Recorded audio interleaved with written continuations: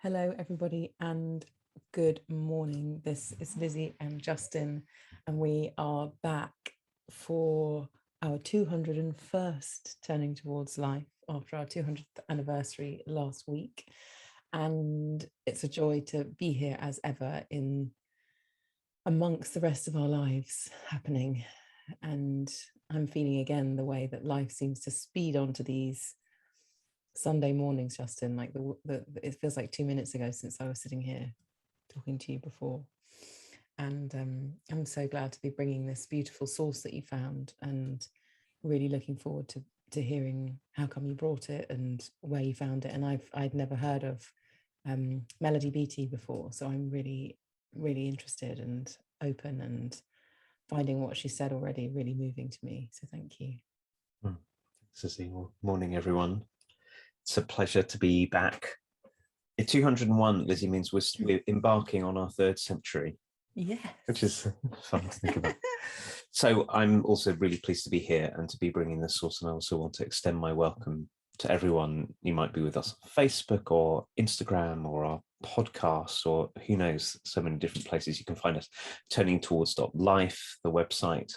And as usual, what we're going to do is, Lizzie, read this source together and then see what conversation comes from it. So a tiny little bit of background. My thanks for this source actually this time go to Brian May, who I know you'll know who he is, Lizzie. He's the guitarist of Queen, and he's someone who I think I have identified with in many, many ways in my life. And he's been writing recently about this topic, about what it is to be someone who lets feelings come through or not, and what it is to be someone who's sensitive to the world. So when I read this from a book that he's been reading, I found myself identifying very, very deeply with what was written here. So I thought it would be wonderful to bring. So it's a book from a book called The Language of Letting Go by Melody Beatty. And for those of you who are new to being with us on Turning Towards Life, you can find always the source in our Facebook group, which you're very welcome to join, which is Turning Towards Life, and you can ask to join there. You can also find it on our website, Turning Towards Life, and also in the notes in the podcast and all of those kind of places. It goes like this. Since I've been a child, I've been in an antagonistic relationship with an important part of myself. I have consistently tried to ignore, repress, or force my feelings away.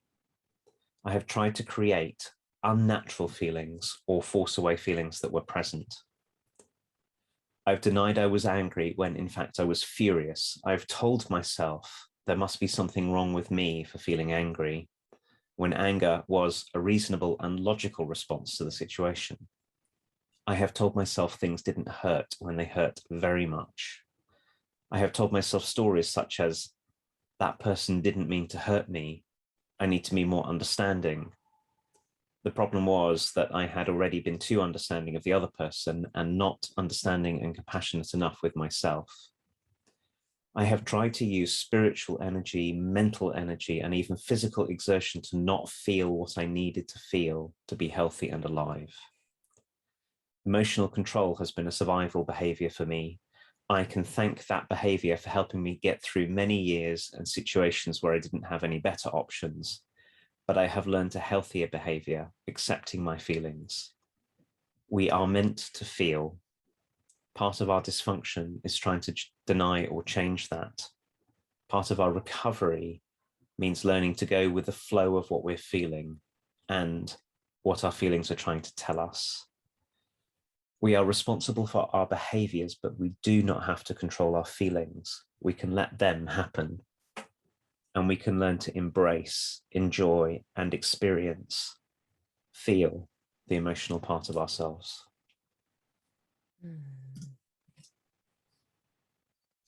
Thank you, Justin. I'm going to read just the second half again. I've tried to use spiritual energy, mental energy, and even physical exertion to not feel what I need to feel to be healthy and alive. Emotional control has been a survival behavior for me. I can thank that behavior for helping me get through many years and situations where I didn't have any better options. But I have learned a healthier behavior, accepting my feelings. We are meant to feel. Part of our dysfunction is trying to deny or change that. Part of our recovery means learning to go with the flow of what we're feeling and what our feelings are trying to tell us. We are responsible for our behaviors, but we do not have to control our feelings. We can let them happen. And we can learn to embrace, enjoy, and experience, feel the emotional part of ourselves.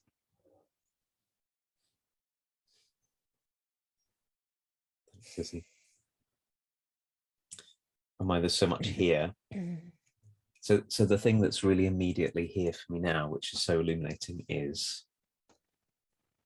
I've been coming to see that very often when I feel deadened inside,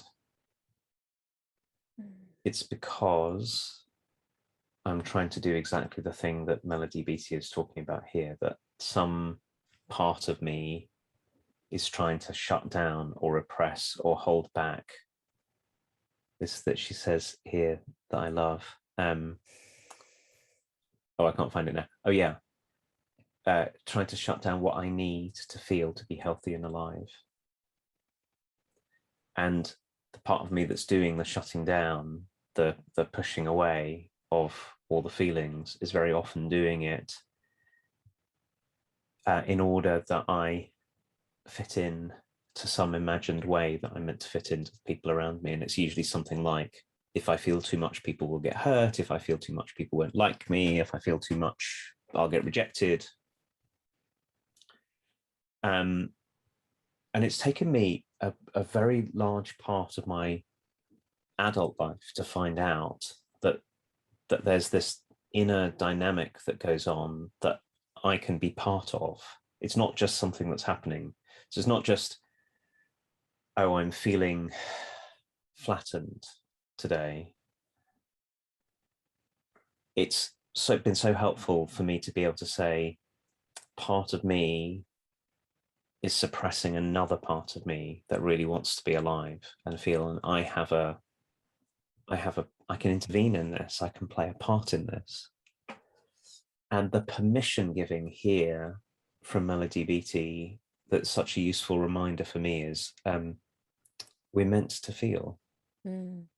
Just that is the ordinary state of human affairs, is that we feel stuff,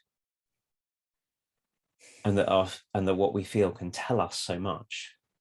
It doesn't mean I have to act in any particular way because I feel something, but to feel it and to let the feeling be felt, and to let the feeling something flow through, I keep on learning, is such a necessary part of being alive. It feels to me like an indivisible part of my own aliveness, and yet so curious that I can get so good at pushing this away unless I'm really paying attention. Yeah, I'm finding myself super curious about somehow, what even is a feeling. And it really is quite a mysterious realm in a way. And one that, if it hasn't been something that we've been taught about,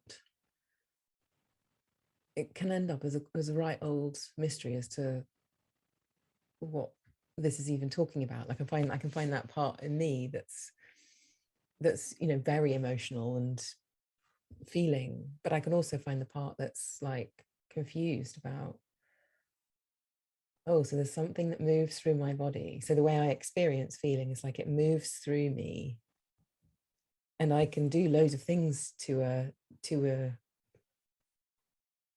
feeling. And I think that's what Melody Beattie is saying, is like I have agency with it.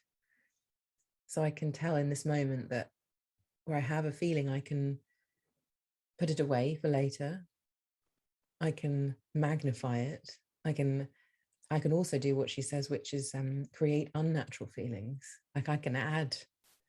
So if there's a drama, or I'm feeling like a victim, or I'm, feeling hard done by, I can pour some fuel on the fire for purposes of making someone else feel something. Like it's a really sophisticated realm. And what I love about what she's saying as well, Justin, is this permission thing. And that those things I was just talking about are a means of controlling them. And that what Melody's saying to us is that we don't have to meddle with them. We can let them happen. So in some way we can see them, feel them, and not mess with them, and trust them. And I feel like it's a big invitation as well to feel what they're trying to do, what they're trying to say. And it feels like a really important and deep inquiry to see what it means to allow them, and to not put too many requirements on them or judgments on them, or even like say what they are. Sometimes I know there's times for me where like I don't really have the words, I don't really have the reason, I don't really have the logic. It's just that there's feeling. There is feeling. And as we're talking, Justin, I'm just realizing that I don't know whether it's very, I don't know, even when we say the word feeling, it feels like, hold on, we need to look at this more. We need to look at this way more deeply as a world, to know what a feeling really is. Because I don't think we've received any information about this in our education broadly. I certainly haven't.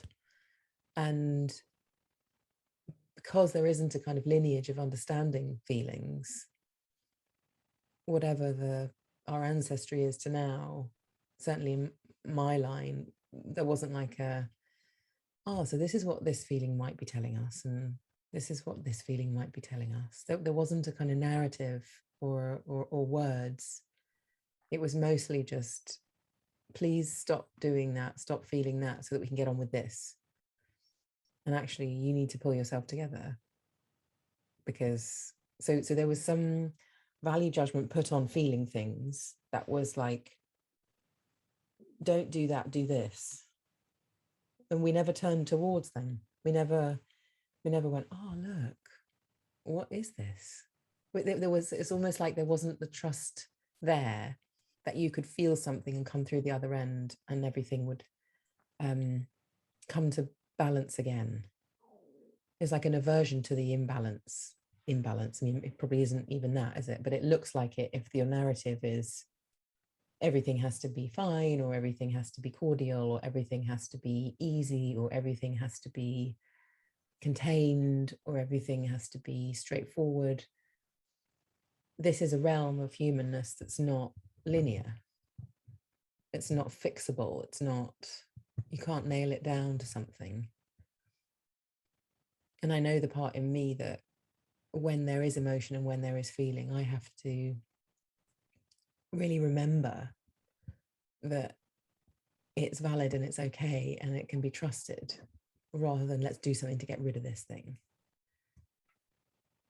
And I think I've had to have like an ongoing mantra in my life in recent years to go, I'm not going to die if I feel this. I think that's the kind of the threat that is there, is that if I let this happen, I'm going to open some box, I'm never going to be able to close it again, it's going to ruin everything, and I need to control this in order for everything to be all right, and for the people around me to be all right. And so to have been in a different understanding of this has been so helpful, because it's given me a deep kind of faith that we can do what Melody's inviting us into, which is to let something happen and know that it's a gift. But it's really hard at the time, because it's also emotionally, physically painful to really feel some big things. And then, of course, this isn't just talking about big feelings. This could be small feelings too, and ones that are just a little something that we would like to pay attention to, versus like some huge big thing moving through us. But I know that the more I've been able to let the big things move through, the small things seem to have a home much more easily. Lizzie, there's so much in what you're saying. I was particularly taken by the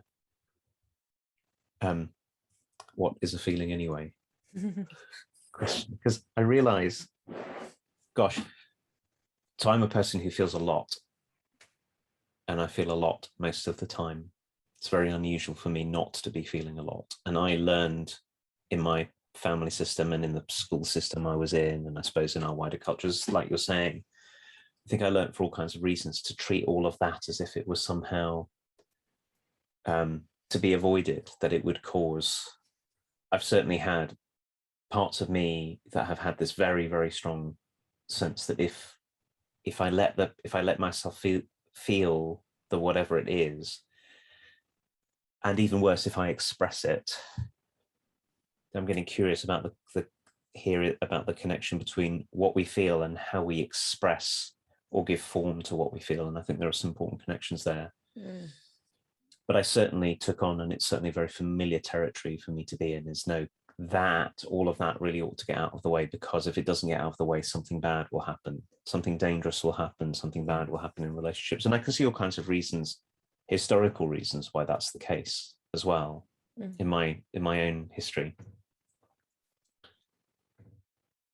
But you've got me wondering about what a feeling even is, because it seems to me that one of the strange things about our feeling world is that although I imagine that the things I feel that I might call sadness or joy or irritation might in some way be similar to yours, I can't know, because my own feeling states are actually entirely how they feel, what it's like to feel them is entirely private. Yeah.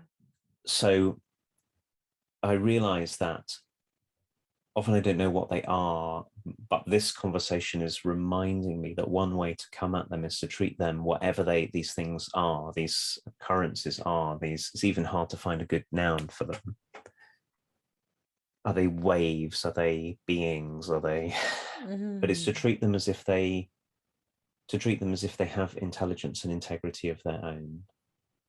To treat them like they're not just something that is happening. It's not like being caught in a gale or being rained on, which doesn't have content. It's just an experience. To also treat them as if there's something meaningful in them. And instead of trying to not feel them, one of the things I can do is I can cultivate an orientation of wonder and curiosity towards them. Because I was realizing as you were speaking that the thing that's very often happens for me is like I've got very strong feelings in my body right now, and I could label them lots of things. I could label them, it might be grief, or it might be tenderness, or it might be sadness, or it might be despair,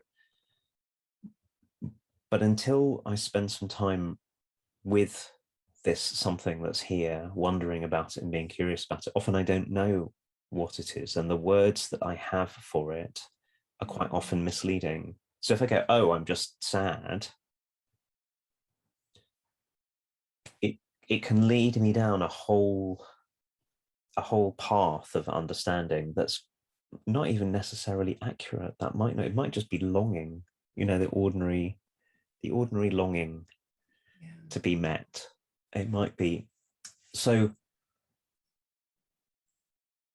when this thing that you drew attention to, Melody Beattie's words, where she says, I've tried to create unnatural feelings or force away feelings that were present. This thing that you said, it's so possible to either try to make them go away or to somehow sort of add something to them that makes them serve some other purpose. That an alternative move is to go,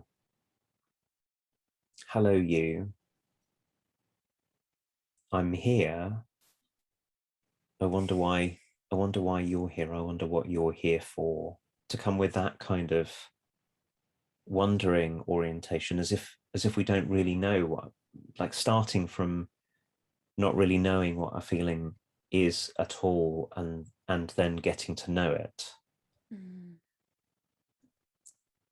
And that seems to me clearly way more life-giving than trying to amplify or repress or deny or all those kind of things. But it also seems to me, just in this moment speaking to you, that there's so much loving, tender possibility in that that's different from just sort of watching whilst the feeling goes past, because that would be another sort of way, is to sort of cultivate a kind of detachment. Oh, there's this feeling, oh look, it's here or it's gone. But instead to sort of bring a loving intimacy. Whatever I'm feeling, there's always something of me that is not that feeling, that I can bring loving intimacy towards the feeling. If I treat the feeling as a being, not just as, certainly that door is sort of opening for me from where we are in the conversation. My gosh, Justin, as you're speaking, two big themes are coming for me. One is this whole thing of what if listening is the most appropriate response to absolutely anything? You know, what if we really were people who just listened when there were feelings about, whether ours or someone else's? And whether we could find that part of us that you were just saying that isn't the thing that's happening, that can listen to the thing that's happening, whether that's my own happening or someone else's happening. Can I listen, really listen? And that's really hard and really important that we do that.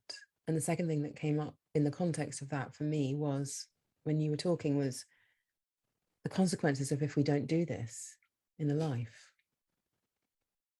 And what if all kinds of different pieces of our mental health issues today are to do with the fact that there's this huge big kind of dam in place behind which all of this has been stored for our whole lives, because there hasn't been a listener, both in ourselves and other people around us. I just got this feeling in me of the kind of, I know in my life, the kind of titration I've had to do for everything that's been built up that hasn't been listened to. So then a kind of self-listening and an inquiry about what's happening. You know, like the dam can't go boof, certainly in my experience, because I don't think the system would allow it, if you know what I mean. It's I can feel really big things, but I know that I'm not feeling everything at once. But maybe people do feel everything at once, though. I can only speak from my experience, but if this hasn't been an ongoing practice of listening to the way that we're feeling and expressing ourselves, the residue or the big kind of the weight of not having expressed, the weight of not having felt when there was something to be felt, but having pushed it away or denied it or put it somewhere, I can just feel this like, oh my gosh, that someday that's going to come knocking. Like, it's not a sustainable way to live, because somehow we're oriented towards this healthy and alive state that Melody's talking about. So there's a kind of reclamation of those things that were there to be felt that didn't get felt, like an inevitable reclamation at some point, that this part of our being, this part of who we are, which is a huge, big part, which is what we feel as human beings. Like Melody says, we're meant for this. This is what we're built for. We have systems that allow us, that bring feeling for deep, great purpose. And yet somehow, and I'm feeling quite shocked at this right now in this moment, somehow we've like said that's not okay. Like, what the hell went on there? What's wrong with the feeling? Surely a feeling is just like a thing that's happening that needs my attention, which has some intelligence to it because it's here.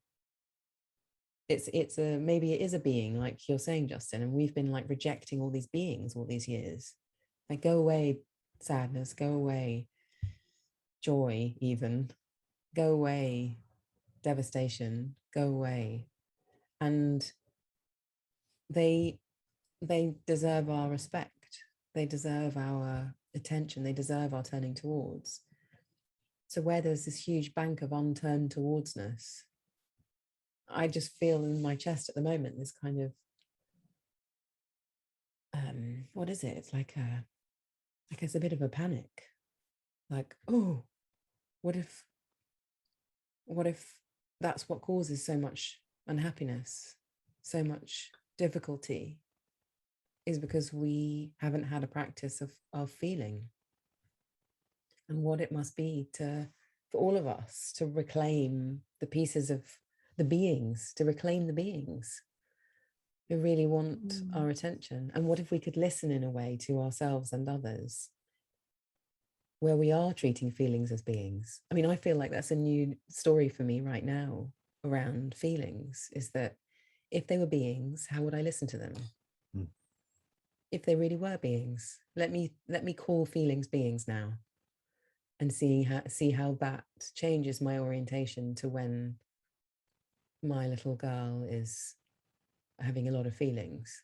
What if I treated those things that were arising in her as beings rather than things to tell me that I've done everything wrong as a parent because she's crying? What if I could say, oh no, yes, maybe I have done a few things that aren't right or whatever, but let me trust that these beings need my and her attention, and anyone around us attention. What kind of flow could that create? What kind of aliveness, what kind of health could that create if by being in relationship to feelings as beings, we were facilitating the flow of life? Oh, Lizzie, this feels like a huge door to enter into, and your way of talking about it shows me that we have lots of metaphors for what feelings are, and they might be really, really inaccurate. So is a feeling a thing? I was thinking about, is it like a stone? And then I got thinking about kidney stones, right? You know, like, is it a thing that we have that we've got to sort of painfully pass through us, or a thing that we've got to, get out of the way, like, oh, who left that stone in the corner? Let's, that stone shouldn't be here, let's move it. Or are they, I think many of us have grown up in a metaphor. I was reading recently about Sigmund Freud and his theories of feelings, and he was writing about emotions in the steam age, and it's really interesting that his metaphors for feelings have a lot to do with steam engines. There's sort of like pressure building up in one place and it being released somewhere else, and like all the workings of the sort of pressures and valves in a steam engine, which is another whole way of looking. Or I said this earlier, or what if they're waves that come through?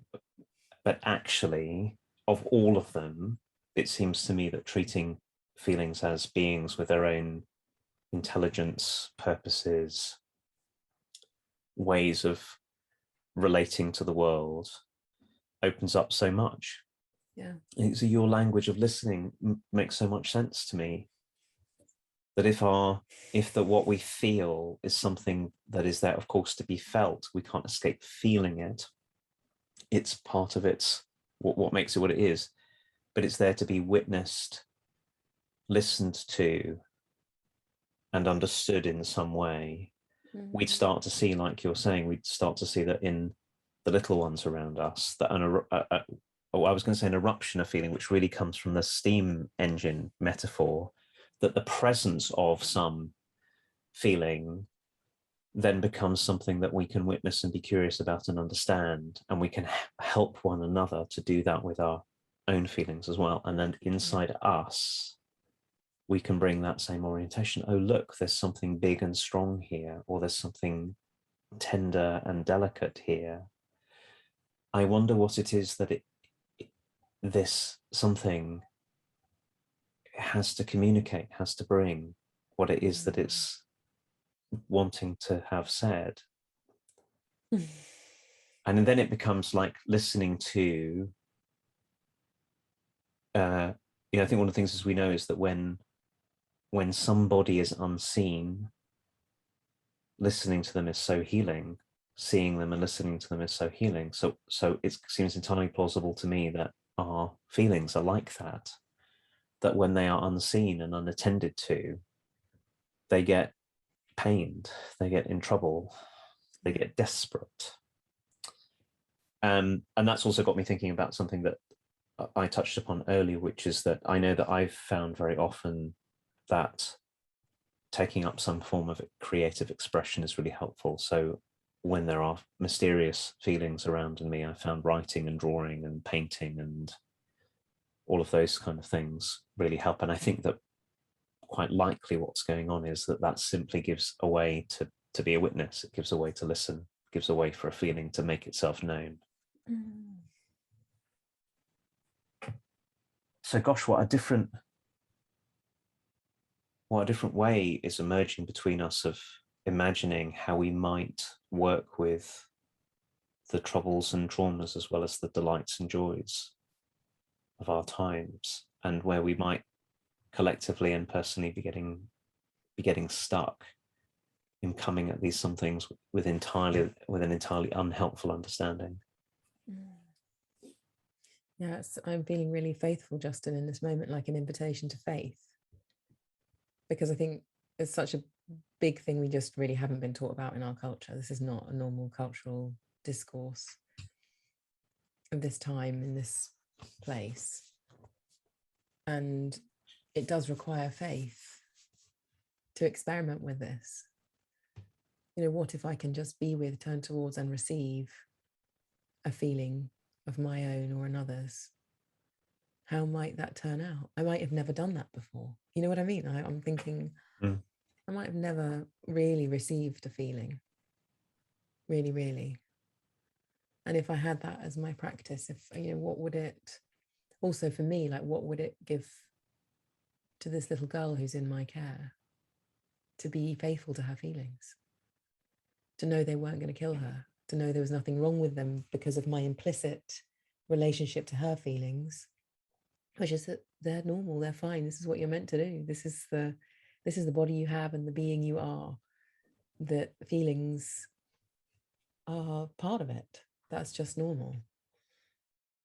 And I feel really faithful to that and really kind of joyful in this moment that that's possible, given what my previous relationship to feeling has been, which is 100 things of controlling and getting rid of them and pretending they're not there and being in denial and all kinds of shenanigans that I've done with mine. So I'm feeling really faithful and grateful for the conversation and the invitation that this is. Yeah, me too. Well, thank you so much, Lizzie, as always, for this conversation. I feel like we stepped through a door together, an unexpected door, and who knows what that might open. So I want to say thank you to you, and thank you to everyone who's with us for stepping through these doors with us. And just to remind you that you can reach us these days. You can email us, Lizzie or Justin, at turningtowards.life, and tell people about this if you think that they would be it would be a gift for them to be part of this conversation too. And all being well, we'll be back here 9 o'clock in the morning London time next Sunday. Thanks, everybody. Bye, everyone.